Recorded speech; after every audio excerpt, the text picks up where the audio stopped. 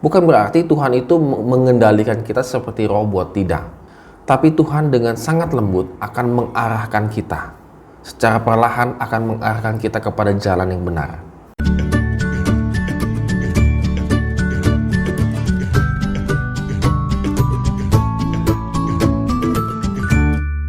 Shalom Good Readers, hari ini kita bersyukur karena Tuhan begitu baik dalam kehidupan kita. Dan kita akan kembali merenungkan firman Tuhan dari Amsal pasal 16 ayat 7 sampai dengan 9. Firman Tuhan hari ini mengajarkan kepada kita beberapa hal yang penting ya. Ketika kita sedang menghadapi berbagai persoalan kehidupan kita, maka ada pilihan-pilihan yang harus kita ambil. Supaya pilihan-pilihan tersebut benar-benar berkenan di hadapan Tuhan.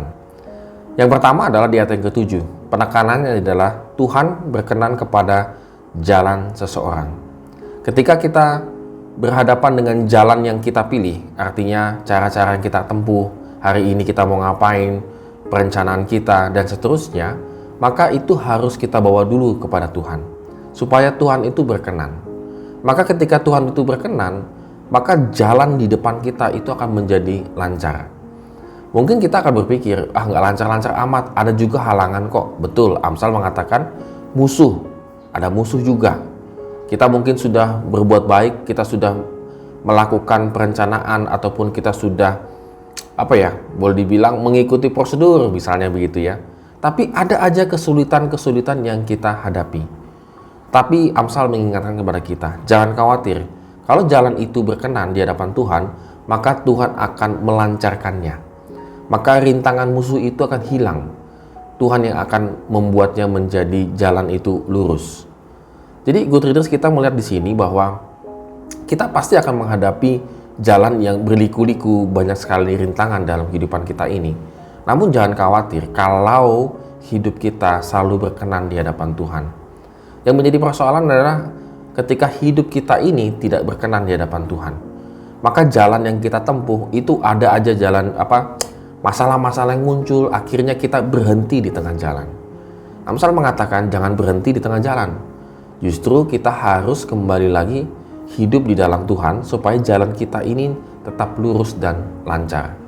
Yang kedua, firman Tuhan mengajar kepada kita adalah tentang ujian keserakahan di ayat yang ke-8. Di sini digambarkan bagaimana orang yang berpenghasilan sedikit disertai kebenaran. Artinya apa?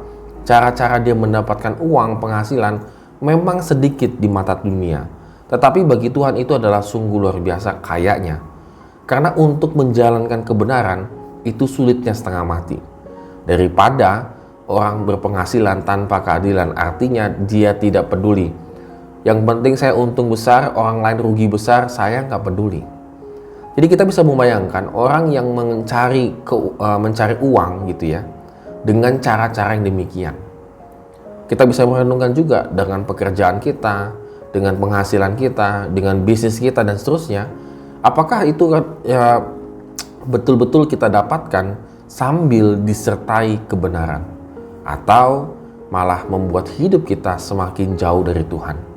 Ada begitu banyak orang berpikir yang penting saya mendapatkan penghasilan yang besar, pendapatan yang besar, lalu hubungan dengan Tuhan itu tidak terlalu penting. Yang penting cuan begitu ya, keuntungan yang besar. Itulah menjadi fokus kita. Jadi Good Readers, kita bisa membayangkan di sini bahwa Amsal ingin memberikan nasihat yang sangat sederhana. Memang penghasilan yang kita dapatkan mungkin sangat sedikit gitu ya, bahkan tidak cukup. Tetapi kalau disertai dengan kebenaran, maka kembali lagi ayat yang ke-7. Tuhan itu pasti akan membukakan jalan pada saat tiada jalan. Yang ketiga, firman Tuhan yang kita pelajari pada hari ini adalah kita sudah memikirkan jalan ataupun langkah-langkah yang akan kita tempuh untuk menghadapi kehidupan ini, namun tetaplah Tuhan yang menentukan arah langkahnya. Artinya apa? Bukan berarti Tuhan itu mengendalikan kita seperti robot, tidak. Kita punya rencana, kita punya strategi, kita sudah memikirkan dengan matang apa-apa saja yang harus kita lakukan, misalnya begitu ya. Tapi Tuhan dengan sangat lembut akan mengarahkan kita. Secara perlahan akan mengarahkan kita kepada jalan yang benar. Itu bisa terjadi dalam kehidupan kita, asalkan balik lagi Good Readers, kalau kita memiliki hubungan yang erat dengan Tuhan.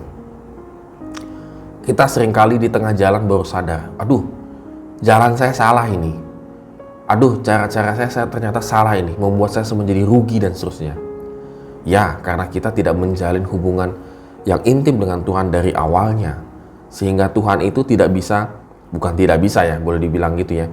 Sehingga jalan yang kita pilih itu adalah jalan yang bukan jalan Tuhan. Pada hari ini Good Readers kembali lagi ya, kita harus merenungkan ya, pilihan-pilihan yang kita buat selama ini itu bagaimana? Apakah selalu berkenan di hadapan Tuhan? Dan kita akan bingung, bagaimana caranya supaya berkenan di hadapan Tuhan?